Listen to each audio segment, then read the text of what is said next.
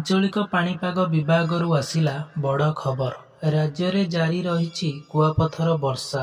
विभिन्न स्थान में कुआपथर सांगकु वर्षा देखा जाइछि।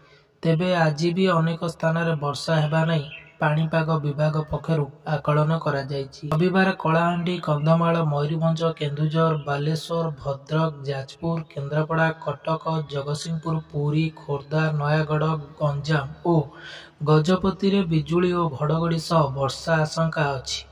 केतक स्थान में वज्रपात हेबार मध्य संभावना रही।